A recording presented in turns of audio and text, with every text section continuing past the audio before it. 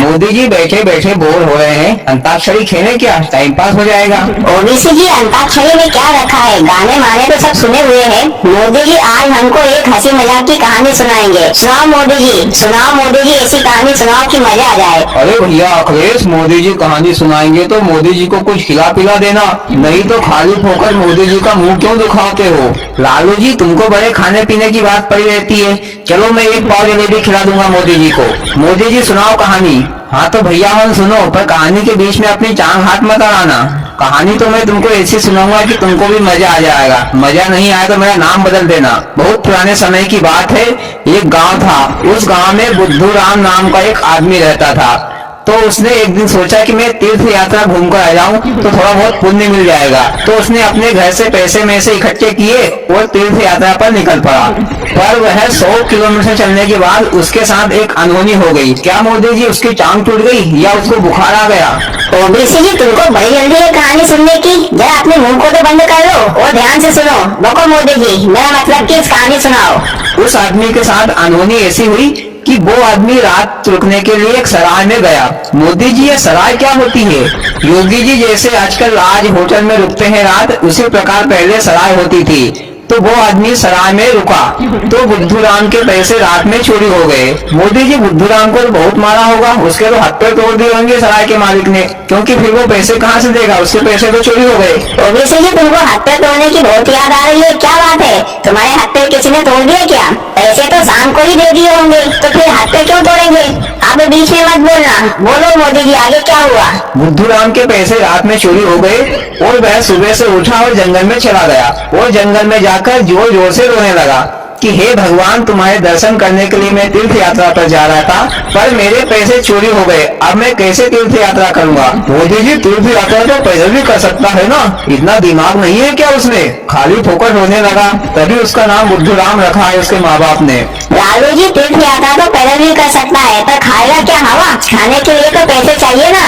आप बीच में कोई नहीं बोलेगा, मोदी जी ही कहानी सुनाएंगे। देख नहीं रहे हो कितना मजा आ रहा है, सुनाओ मोदी जी। तो वो आदमी जंगल में रो रहा था तो भोलेनाथ वहाँ आ गए और बोले क्या बात है। तो बुद्धू राम ने पैसे चोरी होने की बात भोलेनाथ को बताई। तो भोलेनाथ ने बुद्धू राम को एक पैसे देने वाला शंख दे दिया और बोले कि तुम जहाँ भी मेरा नाम लेकर इस शंख से जितने भी पैसे मांगोगे तो यह शंख तुमको उतने पैसे देगा।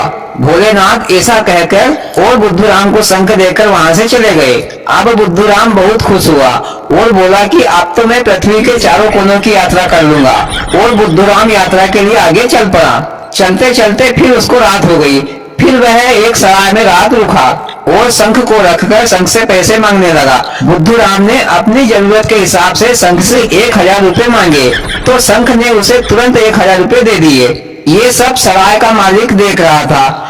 तो सराय के मालिक ने सोचा क्यों नहीं मैं इस आदमी का ये शंख चुरा लेता हूँ, तो फिर मुझे कोई काम करने की जरूरत ही नहीं पड़ेगी। तो सराय के मालिक ने वो पैसे देने वाले शंख को चुरा लिया। सुबह हुई तो बुद्धू राम ने देखा कि उसका शंख उसके पास नहीं है। तो फिर बुद्धू राम उठकर जंगल में चला गया और जाकर जोर से रोने लगा। तो बुद्धू राम की रोने की आवाज सुनकर भोलेनाथ आ गए और बोले क्या हुआ। तो बुद्धू राम ने भोलेनाथ को अपनी सारी बात बता दी। फिर भोलेनाथ ने बुद्धू राम को एक दूसरा शंख दिया। उस शंख का नाम था ढपोल शंख और बोले कि मेरा नाम लेकर इस शंख से तुम जितने पैसे मांगोगे तो ये शंख जोर जोर से चिल्लाएगा कि तुम 1000 क्या 10,000 रुपए मांगो, 10 लाख रुपए मांगो, अभी देता हूँ। पर ये शंख पैसे में से तो देगा नहीं, सिर्फ खाली फोकट की बकवास करेगा। ऐसा कहकर भोलेनाथ ने बुद्धू राम को शंख दिया और वहाँ से चले गए। तो फिर बुद्धू राम उसी सराय में रात रुका जहाँ उसका पहले वाला शंख चोरी हुआ था। तो रात में बुद्धू राम ने ढपोल शंख से पैसे मांगे कि मुझे 10,000 रुपए चाहिए। तो ढपोल शंख जोर से चिल्लाया, अरे 10,000 क्या 10 लाख रुपए मांगो, 10 लाख क्या 10 करोड़ रुपए मांगो, अभी देता हूँ। तो ये सारी बातें सराय के मालिक ने सुन ली और उसने सोचा कि ये शंख तो इस शंख से भी अच्छा है, जितने पैसे मांगते हैं उससे 10 गुना ज्यादा पैसा देता है। तो सराय के मालिक ने सोचा कि मैं क्यों नहीं इस शंख को चुरा लूं। और रात में सराय के मालिक ने जो पैसे देने वाला शंख था उसको लाकर बुद्धू राम के पास रख दिया और वो जो ढपोल शंख था जो पैसे नहीं देता था उस शंख को चोरी से उठाकर ले गया। और बुद्धू राम सोया हुआ नहीं था, वो मात्र सोने का बहाना कर रहा था। रात बीत गई और सुबह हो गई। सुबह हो गई तो बुद्धूराम अपने वो पैसे देने वाले संघ को लेकर वहां से चल दिया। फिर सराय के मालिक ने उस ढपोल संघ से 5 लाख रुपए मांगे तो ढपोल संघ जोर से चिल्लाने लगा, अरे 5 लाख क्या, 50 लाख रुपए मांगो, 5 करोड़ रुपए मांगो, अभी देता हूँ। ढपोल संघ ने बोल तो दिया लेकिन पैसे नहीं दिए। तो सराय के मालिक ने बोला, मेरे बाप 50,000 ही दे दो। फिर जोर से चिल्लाने लगा ढपोल संघ कि 50,000 क्या, 5 लाख रुपए मांगो, 50 लाख रुपए मांगो, पर देता कुछ नहीं। तो फिर सराय का मालिक समझ गया कि बुद्धूराम ने होशियार आदमी को बुद्धू बना दिया और मैं मेरी लालच में खुद ही फंस गया। और बुद्धूराम ने चारों धाम की तीर्थ यात्रा की।